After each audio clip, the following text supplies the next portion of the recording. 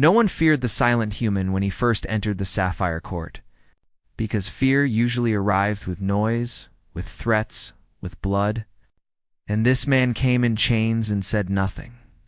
The nobles laughed at his uniform, the generals mocked his fleet. The priests called him a stubborn animal, but he answered none of it. He only stood beneath the blue vault of the throne hall and looked at no one.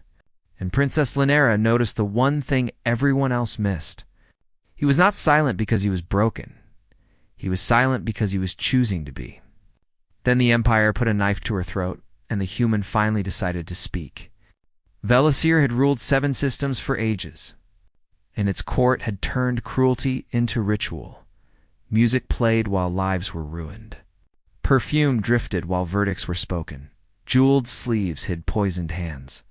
Lynera had grown up inside that machine and learned that grace was just another weapon.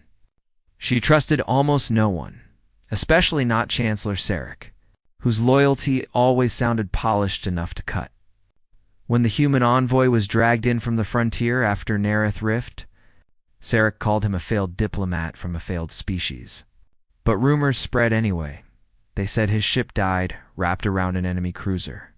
Still trying to kill after impact, Lynera ignored rumors. Yet once in the lower holding levels, she found the human fixing a burst pipe with a strip torn from his blanket so servants would not be punished.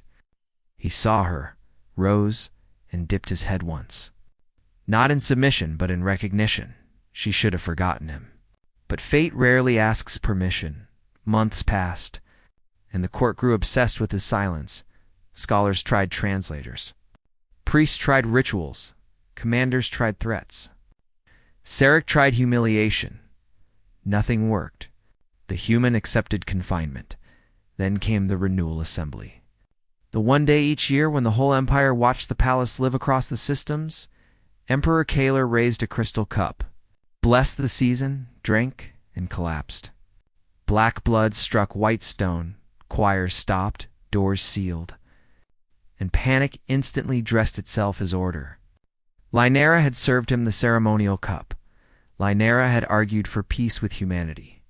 Lynera had opposed Sarek's war taxes. By sunset, the accusation was complete. Treason, poisoning, collusion with foreign enemies. By dawn, her seal was stripped. Her attendants arrested, her chambers searched.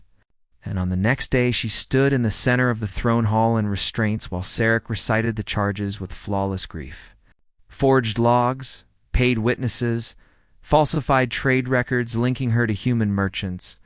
The judges watched with dead eyes, the nobles watched with hungry ones. And Lynera understood that innocence had never mattered in this room. Usefulness was all that counted. The court leaned toward the blade. Sarek made the trial a spectacle because spectacles were easier to control than facts. Banners hung from the arches. Armored lords lined the chamber. Every terrace was filled. The final witness was an old cupbearer, trembling so hard he could barely stand. Lynera knew what came next. He would name her. The judges would nod. And by nightfall, her death would be law. She searched the hall for one face willing to doubt, and found none. Only the human stood at the rear. Still cuffed, still silent, still watching with that unreadable calm, the old servant opened his mouth. In a voice cut through the chamber like a blade through silk, "He is lying," the human said. Low and steady, every noble turned, the servant fell to his knees. Even Sarek lost his smile for half a breath. Silence broke, and power shifted.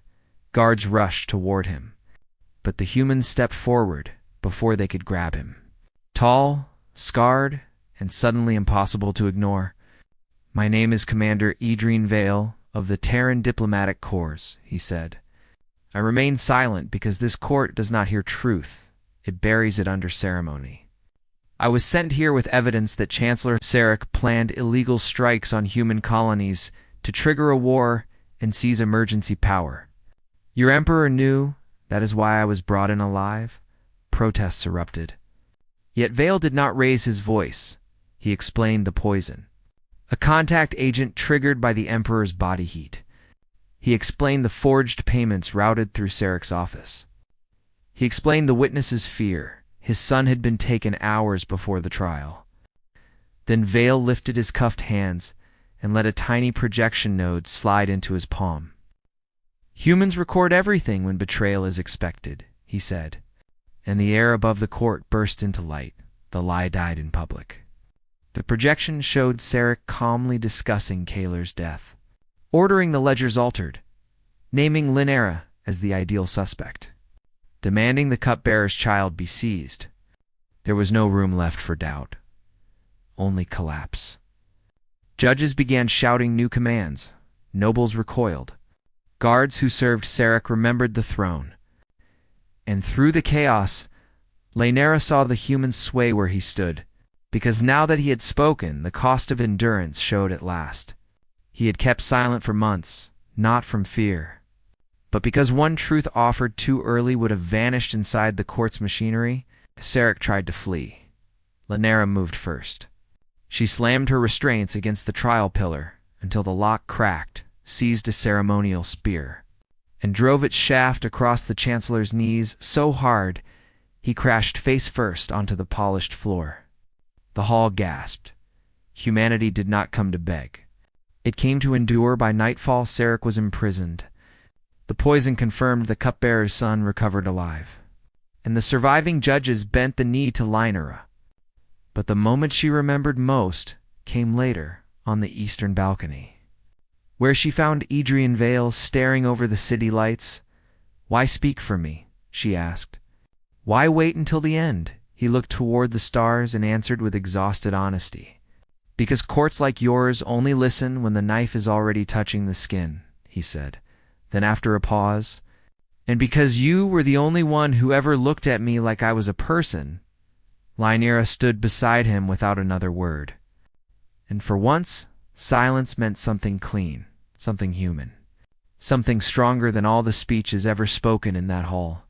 Because on the day the human broke his silence, an empire learned what humanity truly was. Not weakness, not savagery, not submission, but patience, loyalty, and the terrible courage to wait until one sentence could save a world.